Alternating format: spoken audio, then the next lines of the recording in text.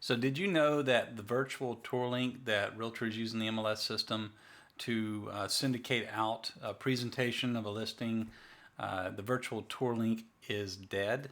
Well, maybe not completely dead, but it's been dying a slow, painful death for years.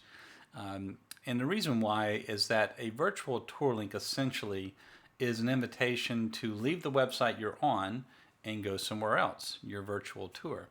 And that's really, as far as website development, if you have a web page and you're trying to attract customers to come search for homes, that's really the last thing that you want to do. So the question is, well, why did they invent the virtual tour link? And that's a good question. Turns out that the virtual tour link was actually intended to do something else. Back in 1997, when the MLS started going online, going from a database that only realtors had access to, two things happened. There was a government lawsuit against the National Association of Realtors, and the end result of that lawsuit is that the database for realtors ended up being accessible by the general public. If it wasn't for that, the Zillows of the world wouldn't even exist today. And about that same time, everything was going online. The MLS was no exception. So when that was going on, there was a popular product that had just come out called virtual tours, or the panoramic 360 images, those images that kind of spin in a circle. Today we have the same product, but in a new version. It's the Matterport 3D or the Zillow 3D, or there's a bunch of other products out there, kind of upgraded virtual tours, where it's kind of like Google Streets. You can just kind of click around the house or click in a floor plan and get a panoramic 360 image. But those are really the same. That's the same technology. So back in 1997, when they were looking to code the MLS system for the internet access, that was before syndication and all that. That's how they handled virtual tours. They didn't really have the software to drive that technology, so they just put a place in the database, a link that you could just put in there, a hyperlink, and they called it virtual tours. So that's how it got its name. Of course, it evolved into something so much more over the years. It became not just panoramic 360 images, but a web page that you could do anything you wanted to do. So virtual tours are a beautiful thing. Realtors have full control over that presentation of the home. Unfortunately, it's just dying in our industry because it was really doomed from the beginning. Now, realtors do have a couple of other options, because some other things have happened over the years that was unexpected, that realtors can take advantage of. One of them is YouTube. Did you know that if you put a YouTube video out there with the address of the home and the title, that it will come up on the first page search results the hour you upload it? And that's amazing if you really think about it. And it comes up 99% of the time. Wait a minute, stop the video. I almost forgot to mention, and this is a good place for it. Because YouTube videos come up on the first page search results, you'll want to make sure that an old video from 2 or 3 years ago is not coming up for your listing that you're about to take. And it may take a few days to get that listing taken down, so be sure to Google the address of the home. You'll have to contact the channel owner or maybe the realtor that is on the video to get that taken down. Also, I found out not too long ago that you also need to check Zillow when your listing goes active to make sure that they do not carry over an old video from a previous listing on your new listing. I found out that is kind of a standard policy for them, that they will take whatever older video they have on a listing and put it on yours, even if it's branded, because that's allowed with Zillow. So you'll want to check those two things pretty early on. All right, back to the video. So YouTube videos are a great way to get in front of buyers because they come up on the first page search results, and everyone Googles the address of the home, even if just they want to pull it up on Google Maps. So they're a great option. And when it comes to video, you have several things you can do. You can do a walkthrough video or a drone video from us, a professional video.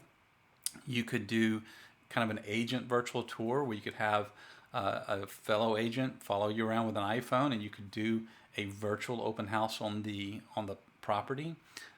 Those can be very effective, and they don't have to be professionally shot. Very kind of organic and innate. Or you can do we offer a free YouTube video, even just the pictures and a slideshow set to music, so you can upload that. Just something to put out there to bring customers to your channel.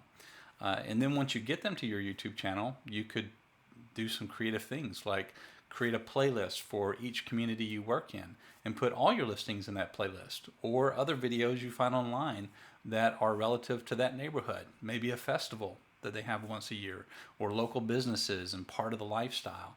All that would be great things to put into a playlist for people from out of town to get to know the neighborhood. And of course, you can invite them to contact you as a buyer's agent. So YouTube is a very inexpensive, really just your time, way to get in front of buyers very effectively. Some other things you can do, obviously you have Matterport and Zillow 3D and 3D floor plans in general. Zillow 3D is normally a good option because with a Zillow 3D, Zillow will rank you higher on their platform, and they always come up on the first page search results. I know some agents, are a little leery about that with it being Zillow and all, but when it comes to just marketing strategies and trying to get in front of buyers, that is an effective solution. The other solution would be like Matterport 3Ds. They are actually a better product, a competing product to Zillow 3D, but the Matterports do have a negative in that they get terrible SEO exposure. If you Google the address of the home, they will not come up on the first page search results. You can put them down as a virtual tour link, but like we said before, those are harder to get in front of buyers with those. So your best options for getting in front of buyers now are good quality photos, because obviously photos are the first thing people will see, and if the photos are not good, if they don't really grab their attention, then they don't really click on anything else. They won't take the time to watch a video or do a Zillow 3D. Okay, stop the video. One more thing that I forgot to mention, and I think this is really important for anyone in marketing to know, especially in real estate, and they teach you this in any business class, which is the 5 stages of the buying process. Stage 2 and 3 are the 2 stages I want to just mention something on. So when people are searching for a product, stage 1, they recognize they have a need. I've got a new job, I need a new house, so I'm going to get online and start searching for it. Stage 2 is that information foraging stage. That's when they're searching for what they're looking for. And in that stage mindset, they have a very short attention span. Photography is typically the only visual media that can operate in stage 2 of the buying process, because we can visually consume photos very quickly.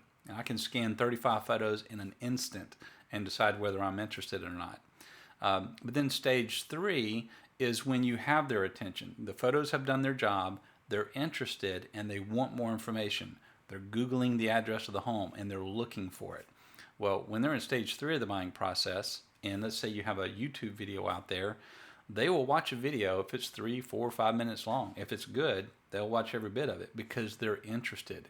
But if you're posting the video on social media, let's say, where they didn't really come looking for that, you're kind of pushing that to them, well, that's in stage 2, where maybe not even in stage 2. They're not even searching for it. So their attention span is really short. So a really short video is important there. So it really helps you just understanding that concept helps you understand kind of the order or rank of priority of the products, of what you should really rely on. And also kind of helps you know how long a video should be. Are you using it on social media, or are you putting on YouTube so they can find it there?